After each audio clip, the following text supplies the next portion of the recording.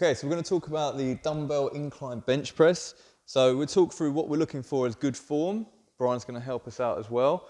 In fact, I pushed you back on the bench. No, I didn't mean to do that. If you just start off, go through your start position. So Sam's going to pop the dumbbells up onto his legs, and he's going to use his legs to kick them up into position, and then he's going to start at the chest. So bear that in mind for where your tempo is. We're going to start at the chest, right? So from here, if he drives up, he's going to set his shoulders back, keep his scaps engaged, and then he's going to draw down with his elbows at about a 45-degree angle. He's going to reach his end range of motion. He'll drive up, and he's going to make sure that these stay engaged, so we're not just pushing the shoulders out, right? He's also going to keep his feet down, his bum squeezed, so we're going off a nice stable position here. Okay, cool. So now we're going to talk about a few common faults. One of which, the most common fault, is people setting up with the elbows completely flared out. So this puts a lot of stress on the shoulder, which we don't want.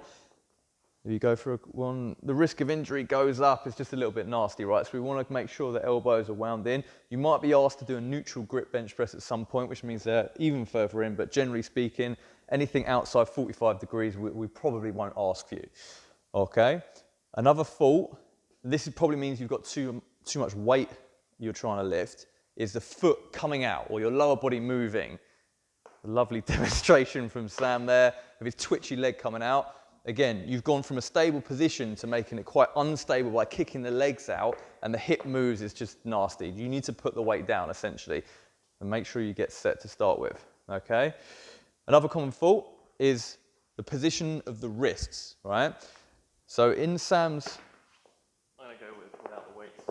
Sam's getting tired now. Oh, yeah. That's nice. Thanks. So he's going to come down and he's going to try and keep his wrists pretty much stacked on the elbow. Okay? What we don't want to see is the wrist come away from you. You're going to fail your lift, or come too far in, which puts a lot of shearing force on the elbow and means that you're just using a ton of triceps and not much else. So we want to try and make sure the wrists are stacked on top of the elbows. Okay? End range of motion as well, just quick note on that. For Sam, he is able to get all the way down, make contact with the dumbbells, and there's no drama between his shoulder position. For some of you, at the bottom, your shoulder might roll forward quite a lot here and disengage. If that is the case, you want to shorten your range of motion a little bit, just so you can keep the scaps back. It might be whilst you're learning technique, but make sure you're not pushing it too far, okay? The risk of injury goes up.